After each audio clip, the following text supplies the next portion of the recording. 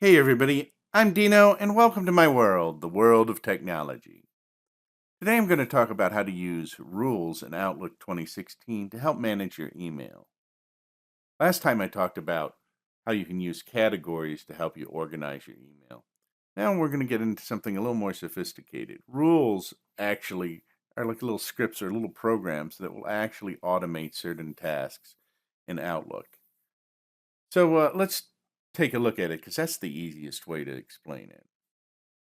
I'm going to go down here to this OneNote team email, and I'm going to right click it. And I'm going to go to rules, and I'm going to go to create rule. Now, this little window pops up here, and it gives you all the choices you can do with a particular email. The first thing is uh, when I get email from all of the selected conditions. So you can select any one or all of these conditions and specify uh, what about the email the rule is looking for. In this case, we're going to go and click this, which is from OneNote team, because we're going to filter everything that comes from the OneNote team. We could also do this by subject, or we could do it by what email address it was sent to, or a combination of them. Now, the next part is what action to take on that email when it comes in. So it says down here, do the following. Display the item in an alert window. That's if you want, an alert to come up because it's something about the email or who sent it or the subject that you want to be called to attention immediately. You can play a particular sound, so you can select a particular sound for like a particular person, like you could have an air raid siren go off if your boss sends you an email, or if it's a really important email, or whatever sounds you pick. The next one is move item to the folder.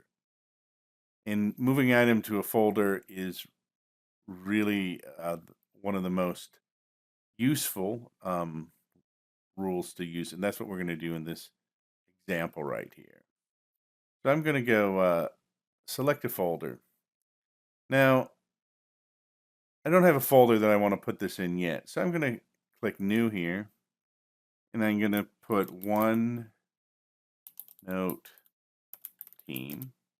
I'm going to click OK, and that's the folder I'm going to select. So So now that's what the rule will do. The rule will take anything from the OneNote team and put it in the OneNote team folder. When I click OK here, you'll see a little window pops up. It says success and says, hey, yeah, you made the rule and everything. But here's the thing that's important right here. There's a little checkbox right here. And it says, run this rule now on messages already in the current folder.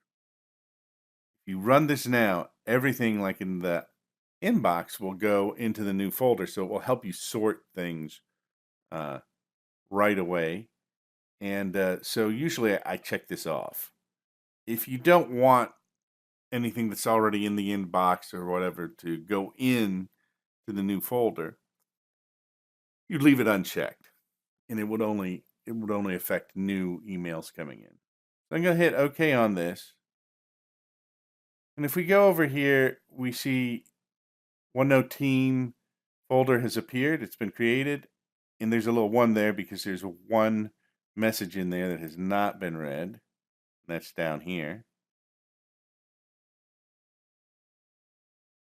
And so that's a really great way to organize things. So say there's certain things that you want to look at, but you don't want to look at right away. You might have an email list that you're on, and it's informational. So you want to be able to go back and read this stuff, and you might want to have it for a record or whatever, but you don't want to look at it right away. You can sort that all out. You might have uh, any number of things that you want to sort that you don't want to deal with right away, but you need them together or you need them for a record. So you can have the rule put it automatically into the folder as it's coming in. Now, if you do this, you've got to be careful what type of things you send over to the folders, because that means you're going to have to go in here and check this folder if you need to read the stuff. So that's one thing to be aware of. Uh, so there's a lot you can do with that. Now let's go back and look at rules again a second here. So you can do any of these things right here. You can go by from. You can go by the subject, what it contains. A lot of times when you have web forms, for example, uh, the web form will put a particular subject in the email if it sends it to you or if it forwards it to certain people. So you can actually use that subject if the subject is always consistent or part of it's always consistent. You can always uh, put that in there. It says contains, the subject contains, so you only have to put a few words of the subject. So if the subject right here, it says contains schedules on Monday, June 26th, 2017. So it would need to have that whole thing. But if we took this part out right here and just put daily schedule, when I put the date, it doesn't matter what the date is. So any part of it that changed, as long as it included daily schedule, it would work. Now you need to make sure whatever the subject contains is a unique thing. So if you have control over what subjects are coming in uh, for a particular type of email, then you would try to put something that would definitely be specific there. For example, you might tell people, "Oh yeah, email me, but put in the subject, a particular word or group of words or a particular code," and then you could use that to sort it out. A lot of times, when they run contests over the internet, they say include such and such in your subject. That's so that they can sort that email out.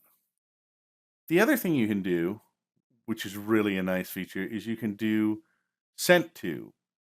And the sent to, you can actually, if you have a website, once again, or you have an email that's a particular email, like you could put info at such and such.